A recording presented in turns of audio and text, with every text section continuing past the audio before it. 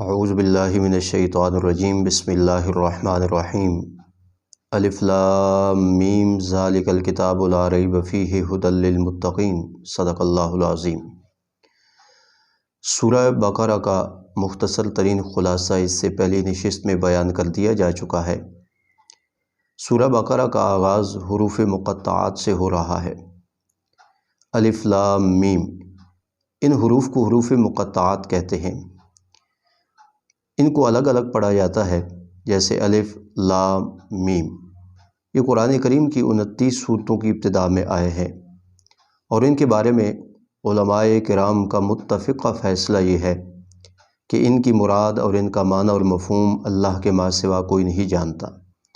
یہی وجہ ہے کہ تمام مفسرین ان حروف مقطعات کا معنی کرتے ہوئے کہتے ہیں اللہ عالم بمرادہ بذالک، کہ اللہ تعالیٰ ہی ان کی مراد سے بہتر واقف ہے۔ اللہ تعالیٰ کی اپنی حکمتیں ہیں۔ قرآن کریم میں یہ حروف بھی نازل کیے گئے ہیں۔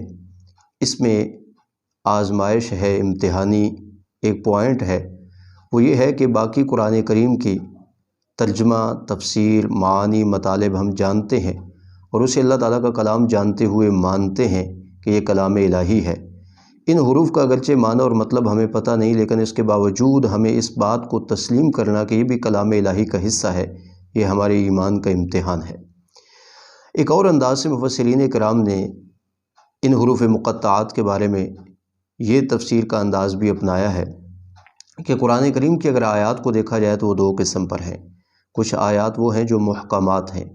محکم ان آیات کو کہا جاتا ہے جن کا معنی اور مفہوم پتہ ہو، ترجمہ بھی معلوم ہو اور ان کا مفہوم کیا ہے وہ بھی معلوم ہو۔ اور کچھ قرآن کریم کی آیات وہ ہیں جو متشابہات ہیں۔ متشابہات کی پھر دو قسمیں بنائی جاتی ہیں۔ ایک قسم متشابہات کی وہ ہے معلوم المعنی مجہول المراد، کہ جن آیات متشابہات کا معنی تو ہمیں معلوم ہوتا ہے لیکن ان کی مراد کنفرم نہیں ہوتی۔ جیسے قرآن کریم میں ہے وجہ اللہ، اللہ تعالیٰ کا چہرہ۔ اب اس کا لفظ کا معنی تو معلوم ہے لیکن اس سے مراد کیا ہے، اس کی کیفیت اللہ تعالیٰ ہی جانتا ہے۔ اس کو ہم کہیں گے معلوم المعنی مجہول المراد۔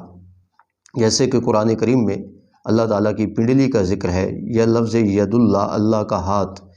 اس کا معنی اور مفہوم تو ہمیں پتہ ہے لیکن اس کی مراد کیا ہے اللہ تعالیٰ ہی بہتر جانتا ہے۔ تو یہ متشابہات کی پہلی قسم ہے، معلوم المعنی مجہول المراد، معنی معلوم ہو مگر مراد معلوم نہ ہو۔ دوسری متشابہات کی قسم ہوتی ہے مجہول المعنی مجہول المراد، نہ معنی معلوم ہو نہ اس کی مراد کا پتہ ہو۔ جیسے یہ حروف مقطعات ہیں جو 29 صورتوں کی ابتدا میں آئے ہیں، الف لام میم صاد ہا میم عین سین قاف، کاف ہا یا عین صاد۔ اب ان کا نہ معنی ہمیں معلوم ہے نہ ان کی مراد کا ہمیں پتہ ہے، لیکن چونکہ یہ کلام الہی ہے اس پر ہم نے ایمان رکھنا ہے۔ سورہ بقرہ کا آغاز بھی حروف مقطعات سے ہو رہا ہے، اور اس کے بعد سورہ بقرہ کی ابتدا میں اللہ تعالیٰ نے اس کتاب کی سند نازل فرمائی، ذالک الکتاب لا ریب فیہ، فرمایا یہ وہ کتاب ہے جس میں کوئی شک نہیں ہے۔ ہر قسم کے ریب اور شک سے بالاتر یہ کتاب ہے۔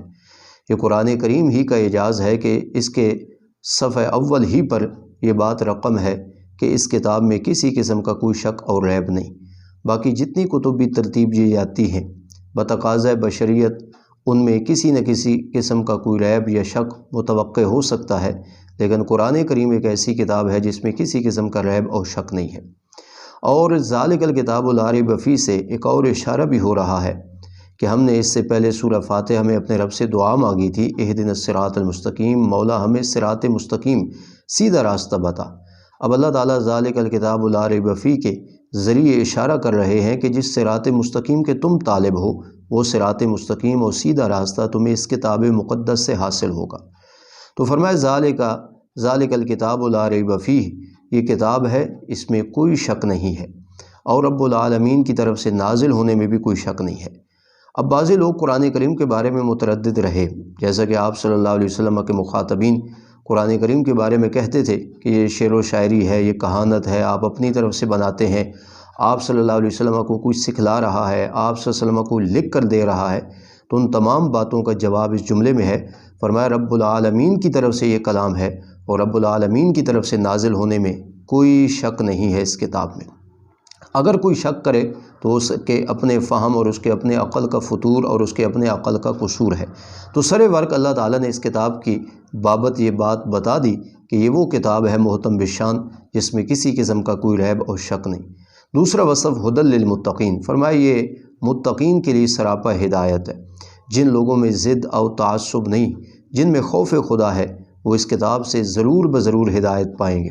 اور یہ بات تجربے میں بھی ہے، کتاب مقدس سے جس شخص کا تعصب اور ضد والا معاملہ رہا وہ کبھی ہدایت نہیں پا سکا، اور جس نے اس کتاب مقدس سے انابت اور جستجو اور ہدایت حاصل کرنے کا تعلق باقی رکھا، اللہ تعالیٰ نے اس کے لیے ہدایت کی دریچے کھول دیے۔ تو سورہ بقرہ کی ابتدا وہ حروف مقطعات اور اس کتاب مقدس کی سند سے متعلق تھی کہ اس میں کسی قسم کا کوئی ریب اور شک نہیں، اور یہ متقین کے لیے سراپا ہدایت ہے۔ ہمیں چاہیے کہ ہم کتاب مقدس کو سمجھیں اور اس کے ساتھ عمل کی بھی اپنے رب سے توفیق چاہیں۔